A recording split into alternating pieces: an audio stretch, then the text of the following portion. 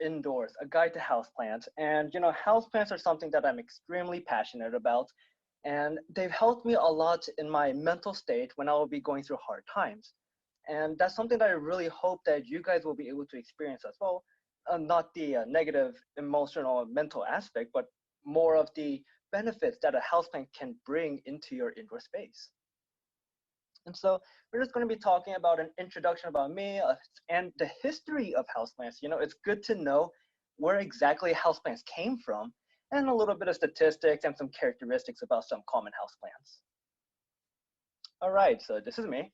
So, my background is I've majored at the University of Washington with an environmental science and resource management conservation degree. And I focus primarily on wildlife conservation. And right after graduating university, I focused a lot on just really connecting people to the outdoors. And in order to do that, I've collaborated with two nonprofit organizations. My very first one was Climbers of Color Mountaineering, where we try to create leaders in the mountaineering field, especially from those in marginalized communities. And in Outer Asian, which is who I'm representing today, I am currently a project coordinator. And right now, due to quarantine, we aren't really able to go to the outdoors. But instead, what we do right now is we do more virtual workshops, and we're continuously posting about that. And if you want more information about that, go ahead and check it out on Facebook. But a little bit more about me. I've been really into houseplants and aquariums specifically, and that's something that I've been really interested ever since I was a little kid, ever since I could remember. My I believe with like a lot of other people, passions start when with the person that's really influential to you when you're younger. And for that person, it was my grandmother. She really instilled a love for conservation and nature inside me. She would bring turtles to my house sometimes and just really like capture grasshoppers and show me what exactly is out there in nature. And that's why I am what I am today. Mm. So a little bit more about Outdoor Asian. We're all about bringing different backgrounds and we want to intersect them together. We want to create a community of Asian and Pacific Islanders in the outdoor field.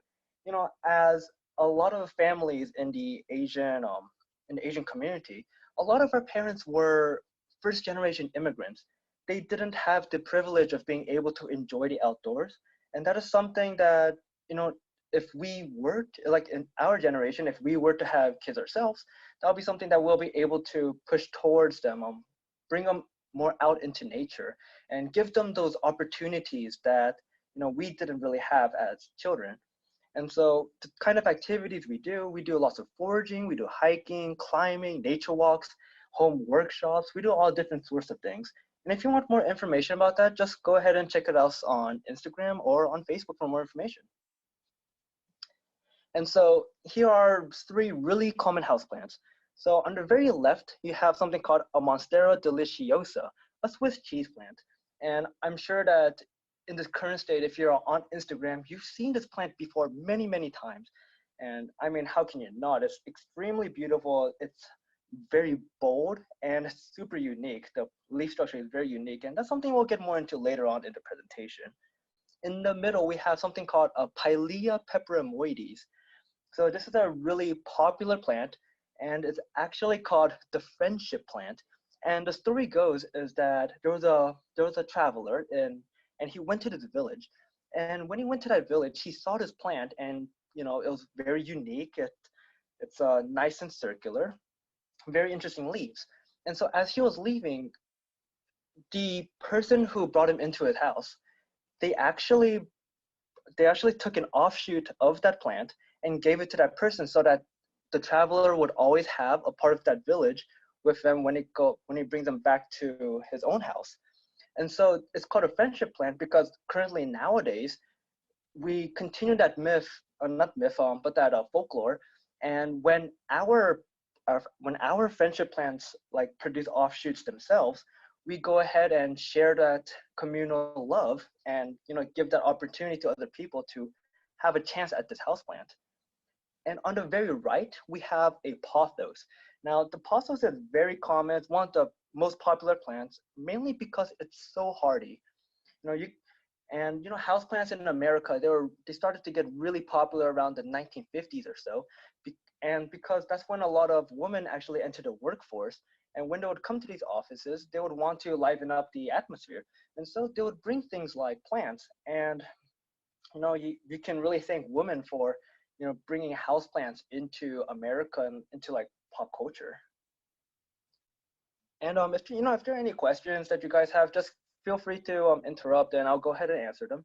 But something that a lot of people don't think about is what are the origins of houseplants?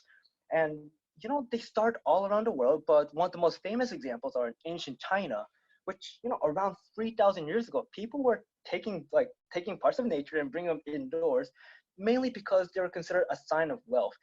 If you have the ability to take this really fragile plant and bring it indoors and actually have the time and effort and money to take care of it, that's definitely a very big sign of wealth. And so in these big mansions and in these paintings, you would see a lot of these different house plants in those areas. And the plants that were usually portrayed in the pictures were penjing plants. And right now, currently, they're still popular, and you see them in a lot of Asian households.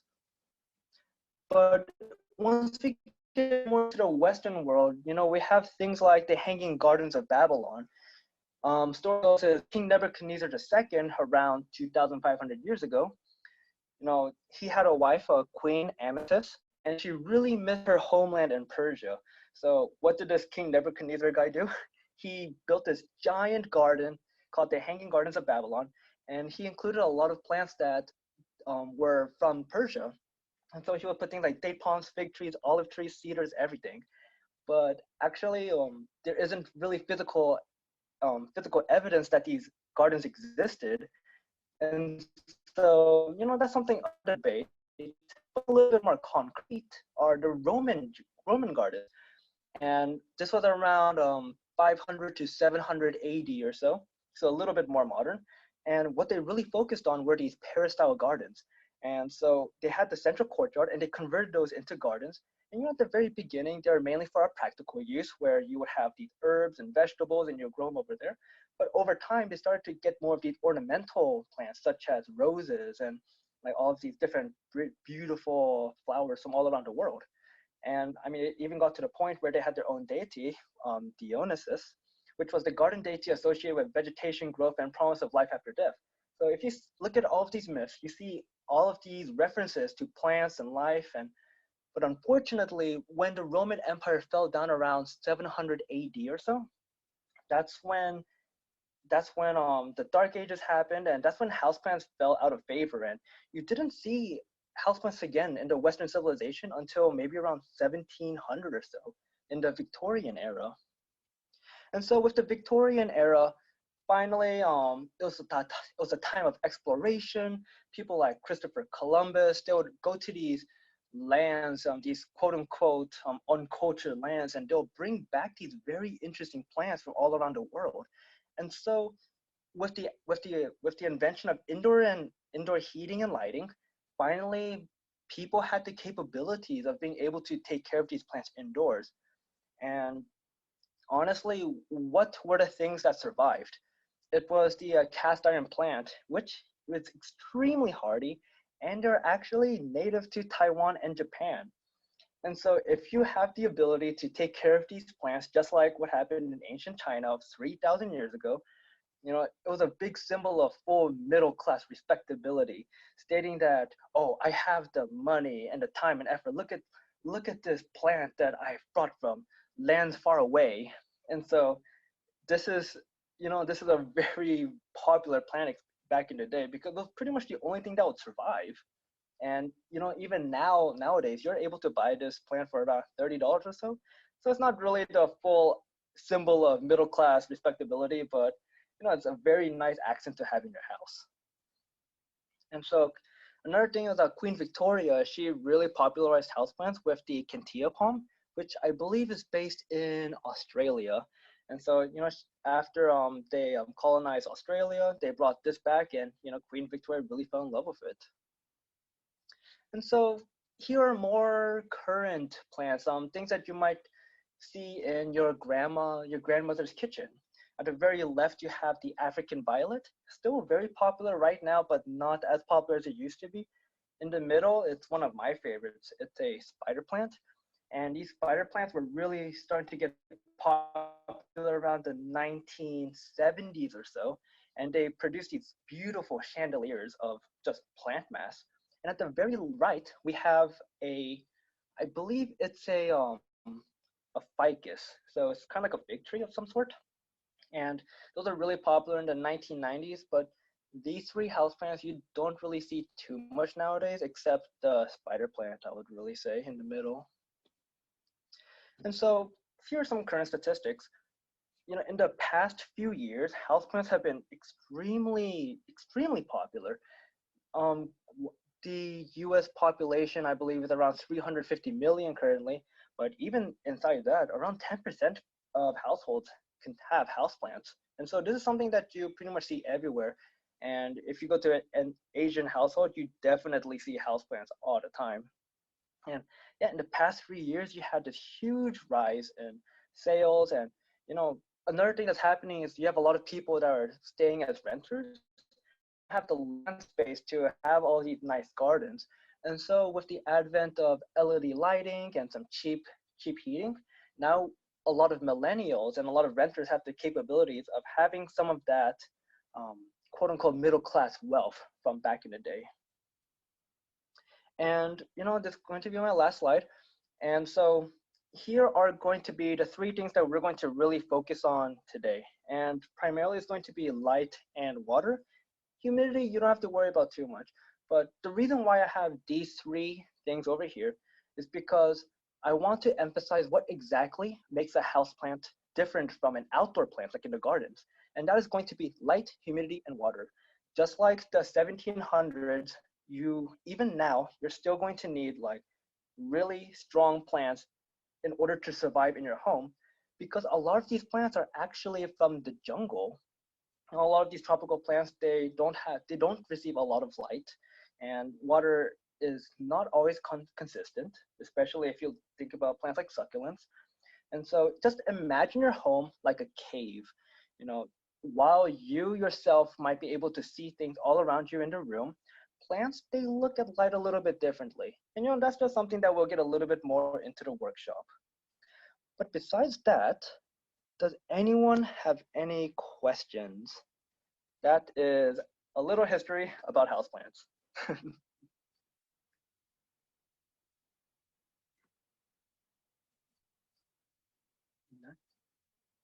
See anything in the chat?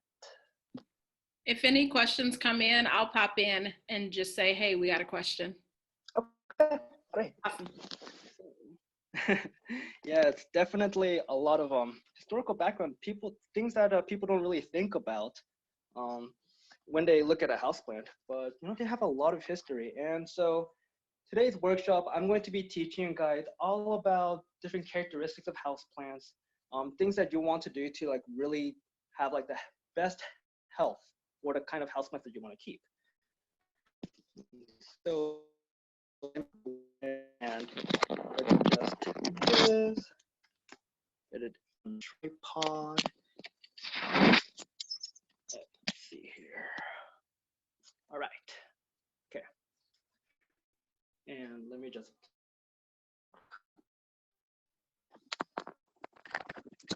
Okay.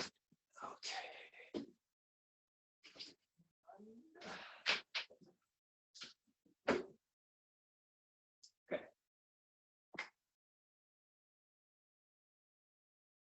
All right. So, okay, can everyone hear me? Okay, great. So when we're talking about houseplants, we're thinking about the three main aspects of what it takes in order to have the best health for your houseplant, right? And the things that we really want to focus on is the light, the water, and the soil. If you have these three in balance, you'll be able to have a thriving plant like one of these guys right here. And so just for a few examples, this is the spider plant that I was talking about earlier. And you can see from right here, the offshoots that come out have this beautiful chandelier effect. And that's why it's so popular. But right now, I would say that the most popular plant I showed you in the very beginning is the Monstera deliciosa right over here. And so when you look at these plants, they all have different kinds of leaves. And based on what leaf structure it is and based on what the roots look like, that changes what kind of soil that you will need, what kind of potting that you will need, and what kind of watering regime that you will need. And so the number one tip I would give to people who really want to get into houseplant is do your research. When there's a plant that you're interested in, just Google, for example, Monstera care, and you'll have hundreds and hundreds of articles teaching you exactly how to take care of plants, of that specific plant. And if you do that right, these plants, they don't last just like 3 months or so. They can last years and years. And once these plants grow big enough, you're able to actually collect some of the leaves and share to your friends. And what how does anyone not like a free gift, right? And so the number one thing I would say is important is the lighting. Now, Daniel, yes. sorry, you have one question. Are any houseplants edible, like herbs or something that are easy to grow and can be a friend or a spice? Yeah, definitely. One thing that's really popular that I've seen online is, when you're cutting up your vegetables, right? At the very bottom part, for example, like lettuce. And so you cut the lettuce leaves off, right? And there's a little stump at the very bottom. Put it in water, roots are going to form, and you have new lettuce coming out. Or a really popular thing is basil and mint, all of these herbaceous stuff. And a pack of 100 seeds cost around $2.50, and you'll be able to have extreme, like huge amounts of basil, huge amounts of mint, and honestly, you'll get sick and tired of it at the very end of it. So hopefully that answered the question. So the number one thing I want to talk about is lighting. And so when you have a window, right, imagine it like the end of a cave, okay? And so if you're at a north facing window, if we live in the northern hemisphere, then you have to realize that the sunlight, it doesn't directly touch the leaf. So the reason why a lot of leaves, or the reason why a lot of plants die is because of overwatering. And you think like, oh, how can overwatering kill plants? Because plants need water, right? But the thing is, if you have too much water, you have this thing called root rot. And what happens is the soil is too stagnant, air doesn't flow through because roots need to breathe as well. And so when they're not able to breathe and they're just stuck in this bog, that's when the roots itself, they start to rot. And you'll be able to see that in your plants, like on the edges, you'll be able to see yellowing. And that's something that a lot of beginner house plant keepers have trouble with, is just knowing how much water you're supposed to put in. And so a lot of people, they try to follow a specific watering regime. Sorry. For example, watering only maybe once a week or once every 2 weeks. But the problem about that is that if you don't check what the soil, like how dry the soil is, you might be overwatering your plants. And the amount, like how quickly the soil can dry, is based on light. So I'm sure that we've all taken biology, like some sort of biology class, right, when we're younger. And the plants have this thing called photosynthesis. And what happens is with photosynthesis, sunlight touches the leaf converts like water and carbon dioxide into sugars and help it grow. And so what happens is people put their houseplants in in a dark area. They're not getting enough light, right? If they don't get enough light, they're not photosynthesizing. So if they're not photosynthesizing, all that water stays inside the soil. And when that happens, root rot usually occurs. And that is the number one killer of houseplants. So if you're able to know what kind of lighting regime you have, then you'll be able to get rid of the number one reason why houseplants die. And so you have to, like with a lot of these plants, for example, this is a Ficus florata, or the spider plants, snake plants, the pothos, the monstera, if you look at them, they have really broad leaves, right?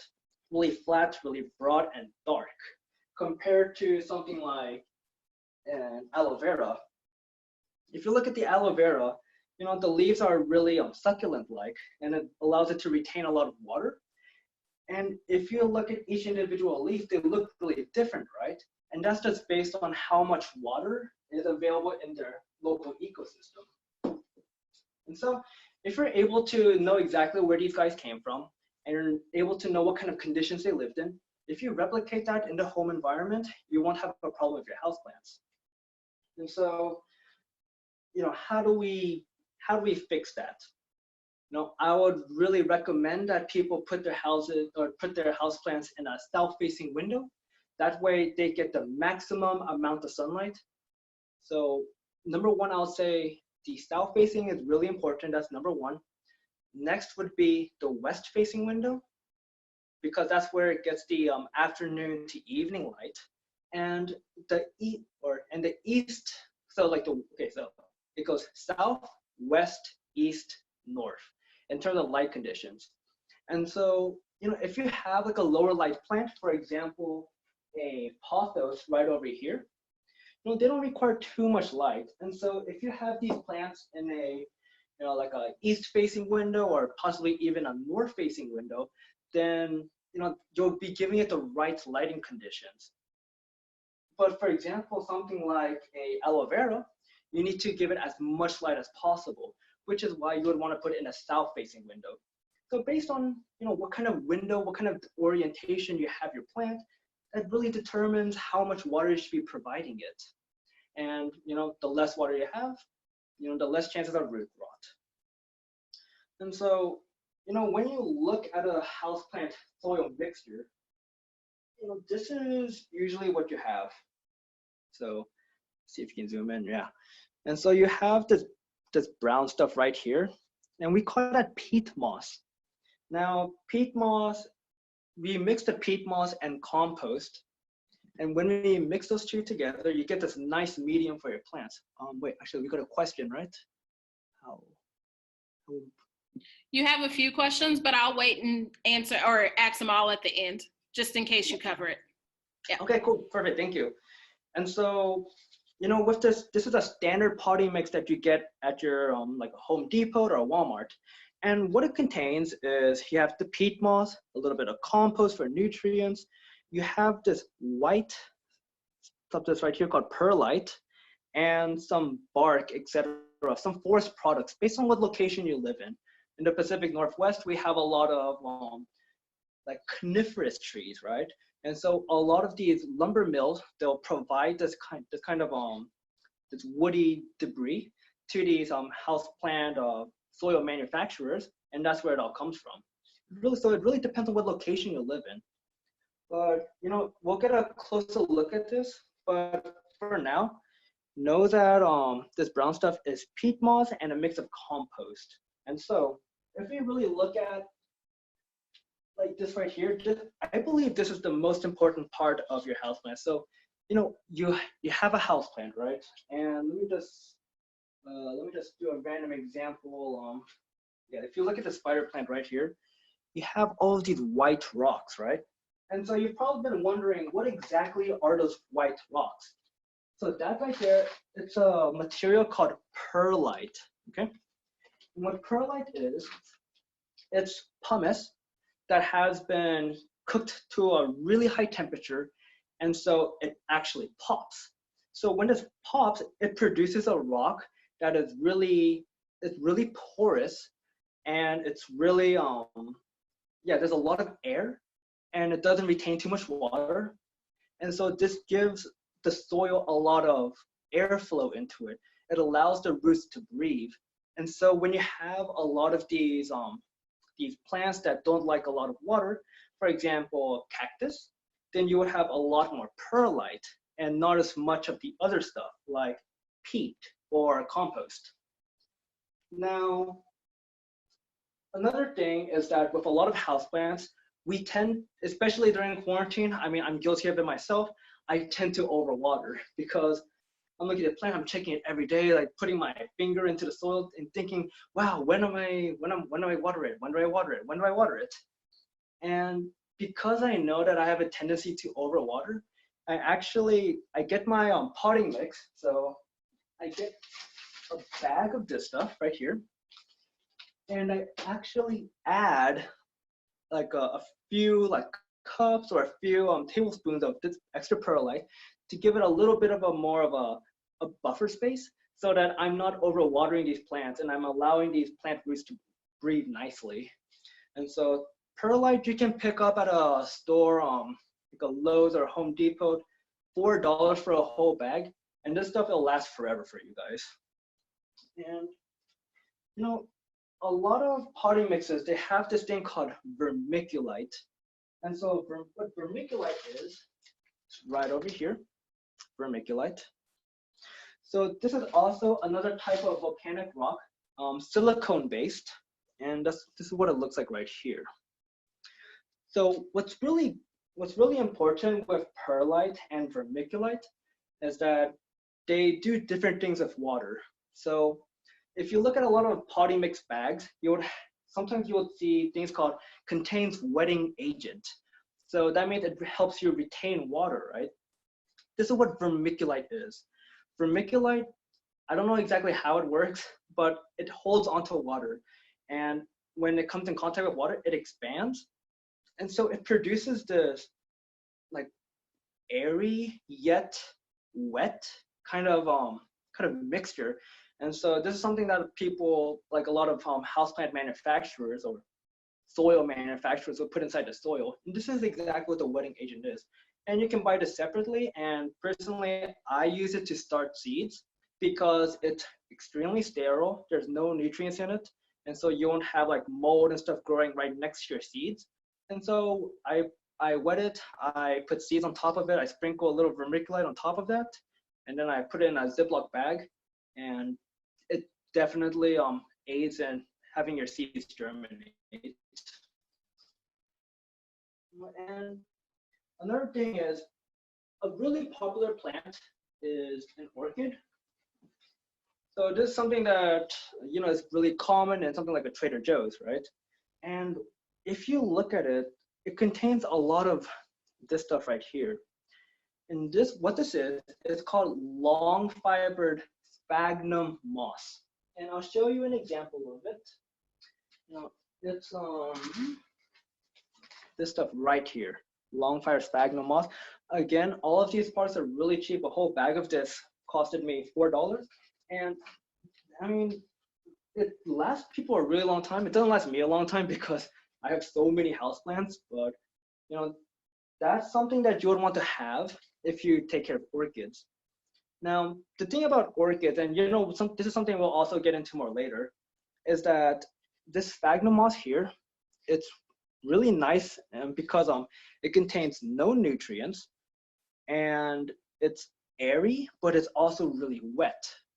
And so with the orchids, they need those kind of conditions because in the wild, they grow on the side of trees or something like that on the side of, in the rainforest. And so they need a medium where it kind of replicates the tree, where, you know, a tree doesn't have a lot of soil on it, not a lot of nutrients, but at the same time, it needs to stay constantly wet, right? So that's why people use long fibered sphagnum moss. And so, you know, those are generally the kind of things that you see in potting mix. And the more you play with it, the better you get at it. But honestly, what I recommend for beginners is to purchase some basic potting mix. It doesn't really matter where you get it from, some potting mix and some perlite.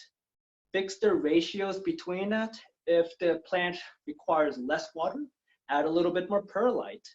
And you know, if it needs more water, have less perlite. It's all about finding the right ratio for you, seeing exactly like what your watering like habits are, and you'll be able to adjust the kind of like potting soil that you have for your plant. And so, you know, I saw one question earlier was talking about, do plants need drainage? And that is definitely yes, especially for beginners. Now, if you're an expert and you know exactly how much water you're supposed to be putting in based on the amount of light that's coming onto your plant, then you could probably get away with it. But definitely for ease, I would highly recommend having that drainage hole. So when you buy orchids at a Trader Joe's, you know, usually they come in a pot like this. But here's the problem. If you look in, there's no drainage hole, right? And so what that means is if the orchid or the plant is not able to use up all of that water in time, that water just lingers and it stays at the very bottom. There's not a lot of airflow, and that will eventually kill the plant or make it very sick. And so with something like this, if you really want to display your plant in this, what I recommend is having a plastic pot with a hole in the middle, or a ceramic pot, or a terracotta pot, and you know, water off to the side in a sink. And then once it's fully drained, that's when you put it inside the ceramic pot without a hole in it. That way you'll be able to have the best of both worlds. Now, one question that a lot of people have are, which pot should I be doing? Should I be using a terracotta pot or should I be using a plastic pot? And once again, that really depends on you. Personally, with my houseplants, I primarily use terracotta. And the reason why I use terracotta is, first of all, it's heavier than plastic. If it's heavier than plastic, if the plant grows if the plant grows a lot, then it gets kind of heavy, right? A plastic pot usually won't be able to support the weight of that plant. And so sometimes you'll have the plant topple over. And when it topples over, you'll have damages on the stems, damages on the leaf. And that's something I don't want to risk. So I would use terracotta. And another benefit that terracotta has is that it actually breathes. And so as you're watering the pot, over time, the clay actually wicks water away from the soil and lets it out into the air. That allows the roots to have more airflow, and it gives you a bigger buffer room for, not having to go through root rot, because that's something that's really difficult to control or really difficult to recover from. And so because I know that I really like to water my plants, for my more sensitive plants, so like a monstera right here, sometimes if you water too much, you can have damages on the leaves, a little wrinkly, or it could just start darkening all of a sudden. And so for that, what I really recommend, so personally what I had to do, I used a terracotta pot and I added extra perlite. I did everything as much as I can to make sure that if I were to water it, the water only stays in there for like 2-3 days. I could water it again, because I know that I'm going to want to water it all the time. And so again, based on like your watering habits and the lighting conditions, that will really determine what kind of potting ratio you would want for your plants. All right, I saw another question about succulents. And so in terms of succulents, that also depends on what kind of succulent that you have. So there's some succulents like the cactus, right? A lot of cactus, they're really good with highlight, not a lot of water, a lot of neglect, right? And they're okay with that. But you have a lot of these sensitive plants as well. And those plants, so again, I would recommend that you Google it. But my standard procedure for succulents is I'll get my regular potting mix and I'll just add lots and lots of perlite. Maybe let's say a 60% potting soil, 40% perlite. Really depends on you. 70% potting mix, 30% perlite is a really good recommendation. And there are also specialized mixes called succulent potting mix. But even that, like the cactus potting mix, I still believe it doesn't have enough perlite in it. And so it doesn't drain fast enough. So even with that, I would recommend adding more perlite. Perlite's amazing. Definitely for houseplants, you want to have extra perlite. Let's see. All right, so let's just talk a little bit more about different types of plants. One really popular plant is, the Ficus lorata, the fiddle leaf fig. And if you look at let's see here, if I can go ahead and do this. All right. So if you look over here, the Ficus lorata, I added a lot of perlite into this. It wasn't like this before, but what happens over time is that if you continuously water it, because perlite is it's so light, it eventually rises up in the surface.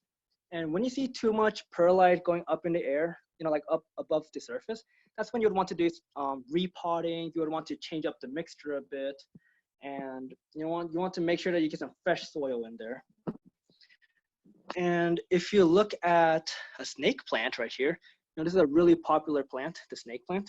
And for this one, I added a good amount of perlite in here.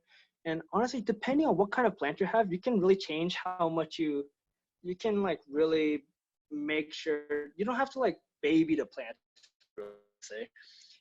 If you have something like a Monstera deliciosa, this is a variegated form. And so it's quite an expensive plant. So I really baby it. And this was one of my first plants, and if you look over here, you can see some old damage that happened, and this happened because of root rot. And so the way I fixed the root rot was I moved it into a terracotta pot, and added a lot of perlite, and I made sure to be really careful in my watering. And so now it's really thriving, and it even has another leaf coming out of it. And so that's something I'm really excited about. Passos, if you look at all of my potting ratios, it's pretty similar. I add just a little bit of perlite to all of my potting mixes, and that usually does really well. But if you look at an orchid right here, this is entirely sphagnum.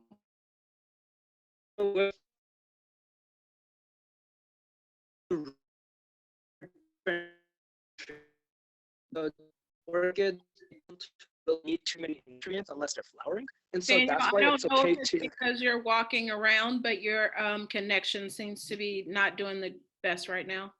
Oh, okay. All right. I can go ahead and switch it then, and I'll keep it right here. That should make it better.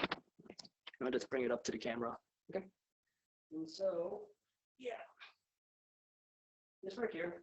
We actually don't see your video now. Oh, interesting. Let's see here. Okay, how about now? No. No? It's interesting. You have quite a few questions. I want to make sure we can get to those too. Okay, yeah, besides that, you can't see the video, huh? That's really odd. Should I log back in real quick or? Yeah, you want to try to relaunch it really quick? Okay, yeah, I'll be right back. Okay. Sorry about that, folks. That we're doing pretty good if this is our first technical glitch in workshop number 3. Let's see if Daniel can get back in. I could actually turn on my video so you all can see something. Sorry. We'll be back in there he is. There we go. There I am. Okay. Yep, there you go. Okay, cool. And I'm sure like I talked way too much, but honestly, my last thing I want to show people is the care of an air plant. And people, they really love these air plants, and why not? Because they're so cool, right? One thing that a lot of people don't think about, they say, oh, just leave it out and you don't need to take good care of it and it'll just keep thriving, right? The problem is with these air plants, they kind of look similar when they're dead as well. And so when you see the air plant is nice and brown, that's when you know it's really dead. But if you want to have it continuously grow and thrive and produce little babies, like if you see right here, once the air plant flowers, and once it produces a flower, they produce these things called pups. And if you look really closely, these little offshoots, 2 or 3 usually come at the end of plants, and they become their own plants right there. Here's 2 right here. And so with this kind of care, this is going to be the last plant I'll be talking about, but with the tillandsia, all you have to do is you get a spray bottle and spray it once every few days. And if you do that, you'll have your air plants thrive. And the way you attach an air plant, because they don't require soil. Actually, if you were to plant these in soil, they would rot. And so what I do is actually I get some cork wood or any wood. You can use cholla wood, like this stuff right here. You can find it at any Joann Fabrics, and just go ahead and super glue it. Super glue it onto this, and over time it will continue to grow and thrive, and you have this beautiful assortment of air plants at the end. But I think I talked enough. That's a lot of information for you guys. But if you have any questions, and I think we have a few, um, please let's get those answered. Yeah, all right. I'll jump in and ask you the questions. I think you answered part of this. How important is good drainage for potted? Can containers with holes prevent overwatering? I'm not sure if you got to that part. Yeah, I did. So this part I was talking about right here. Okay. So if you don't have a drainage hole, you have a higher chance of root rot happening. And what happens with houseplants when they encounter root rot, they usually die. And so I highly recommend that if you're a beginner, start off with terracotta pots with drainage holes. And best part is they're really cheap. This one costed me around, I think, $2 or so. And so, yeah, that's definitely the route that I recommend. Awesome. The next question is, do you ever make your own compost? I do. So, that's a whole nother subject entirely. If you have the space, you can have different food scraps and put them in a big pile, and through the heat or like worms, etc. If you have like worms, then definitely you can create your own compost. But honestly, if you don't have the space or time, it's just way cheaper and just easier to buy $4 worth of potting soil, because why not? Awesome. How do you manage pests? How do I manage pests? So it really depends on the kind of pest. So for example, the most invasive or the most common pest is something called a mealybug, and you just kind of have to know exactly what it looks like and being able to identify the specific pest. If you're able to identify that pest, you'll be able to do the proper treatment. And for mealybugs, if it's not too bad, you can get some dish soap and some water, put in a spray bottle, and just spritz it every now and then, like every day, every other day, and eventually it'll disappear. Or you can just buy like some fungicide or like different types of herbicides. A lot of things that you can do depending on what pest you have. Got it. Awesome. Next question is, I think you partly answered this, is browning on the tips bad? Yes, and so it really depends on what kind of browning you have. So for example, if it's browning and it has a yellow ring around it, that's a huge sign of root rot, right? And what's the reason for root rot? It's from overwatering or not having the proper mixture or not having enough light. There's so many different reasons why that'll happen. Most likely, another thing that could happen is a lack of some nutrients, but it usually doesn't happen for the first year or so. And so definitely for that, you just have to like really check conditions. It could also be like if there's no yellowing, it could be it's getting too much light or that it's not getting enough water. So, browning, it's really hard to tell sometimes. Got it. The Yayoi says, I have an office with no natural light. Do you have any suggestions for low natural light environments? Apologies if, you hadn't addressed that. So got it. Yeah, for that, the number one plant I would recommend is the pothos right over here. And also so like this plant right here, I've seen this thing thrive in fluorescent lights. You could have like a table lamp or something shining on it as well. But a pothos is definitely your best bet, I would say. And you can get these really cheap at Home Depot or Lowe's, they're everywhere. Or you can ask one of your friends if they could get a cutting And if you could get a cutting, and if you cut it and put it into soil, eventually it'll grow into its own plant as well. So yeah, really cool plant. Awesome. All right, Jolyn has a few questions. Which plants are good for west-facing windows? Mm-hmm. And do you have a YouTube channel? Yeah, actually, I do have a YouTube channel. Back in the day, it was called Eco-esque, and Eco-esque, like picturesque. And it was me trying to inspire people to go out into nature. I haven't posted a video in 2 years, so can't really say I have a YouTube channel, but that was something I was really passionate about back in the day. Talked a lot about like hiking, aquarium keeping, plant care, etc. But for the other question, for a south-facing window, that's your best situation. And so for that, pretty much any plant will work well for that. Like a cactus would work really well in south-facing windows. Like this Ficus lorado. Oh, I'm sorry, west facing. West facing, okay. West facing is actually philodendrons. And so these vining plants and the monstera, pretty much, I would recommend pretty much any broadleaf plant would do really well in that kind of condition. Mm-hmm. Okay, awesome. Does the size, sorry, they seem to be jumping around now. Does the size of the pot, this is from Kim, does the size of the pot matter? Can a pot be too big? Oh my God, I am so glad you asked the question, because that is really important actually. The size really does matter. You want the plant to be a little root bound, so you have your root ball, right?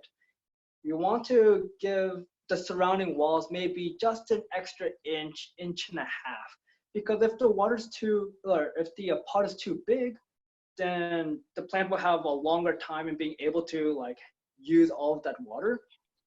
And so definitely just having if you have a pot, like a pot and you want to repot it, don't jump like 2, 3, 4 sizes. You want to just get the next size up, like the next inch or next 2 inches up. And that way you won't have the chance of it being overwatered or something different happening because of your watering regimen. So yeah, definitely very, very good question. You don't want it too big. Awesome. The next question from Yayoi is, what are some ways to diagnose plants that aren't doing that great? Yeah, really. So the root rotting was really important. So if there are brown spots with the yellow ring around it, that's definitely something you want to really look into. When that happens, usually I get the plant out of the soil. I check its roots. If the roots are nice and white, then the plant is still healthy, and so you're okay. But if it's brown or you kind of smell like a moldy smell, that's something that you really want to be careful of. And so that's when you change your potting mixture, add that extra perlite in there so that it won't happen again, and just carefully monitor the plant. Another thing that you want to be able to diagnose is if you don't water it enough. And so with those kind of situations, when the leaf kind of looks really wrinkly, that's when you would want to add water to it. But at the same time, do your best not to add too much water, just like a proper amount so that it saturates the soil, so that it's not leading it to root rot, because you wouldn't want to like overlove your plant in order for it to die on you. Got it. Iris says, do you have tips for pilea care? Yeah, yeah, the pilea, I'm assuming this is what you're talking about, the Pilea peperomoides. One thing I would say is definitely having that terracotta pot, and they kind of like more of a succulent mixture. And so with my succulent mixtures, make sure to add that potting soil, but also a little bit more extra perlite and more light. That way, the pilea will be able to grow really quickly.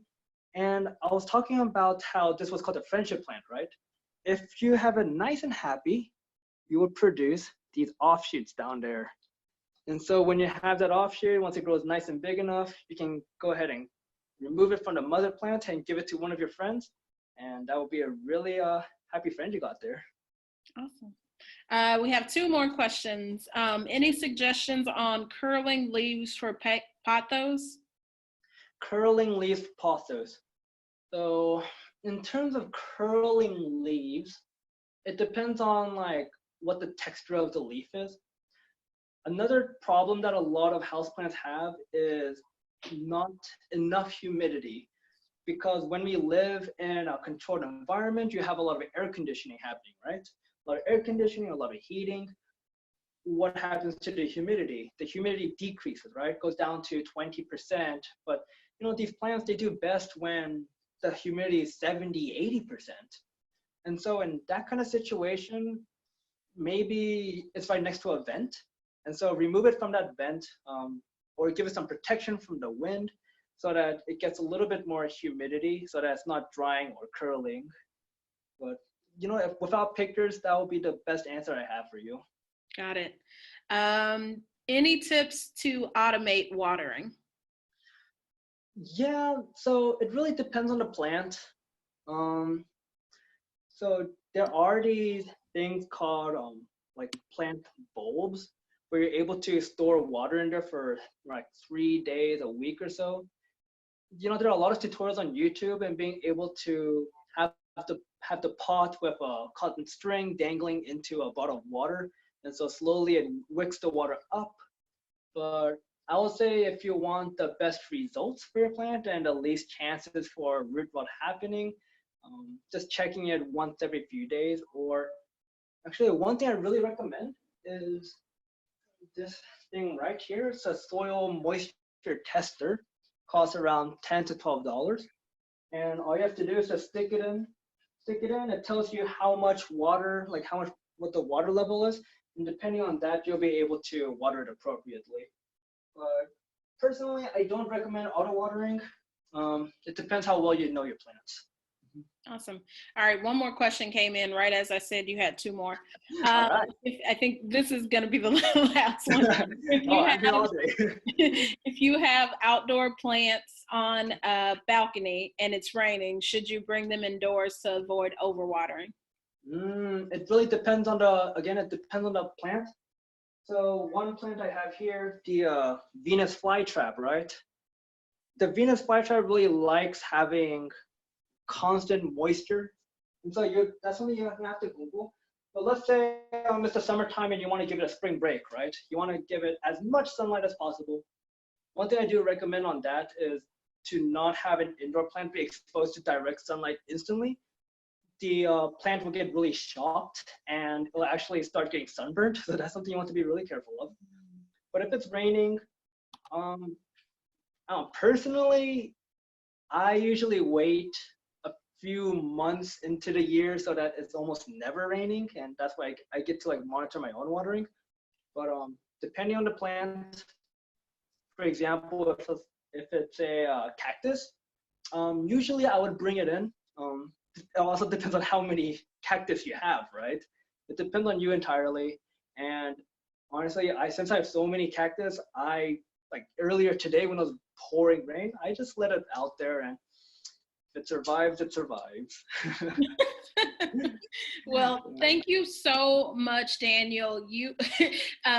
Kamari just wrote, "Thank you, Daniel. You changed my life."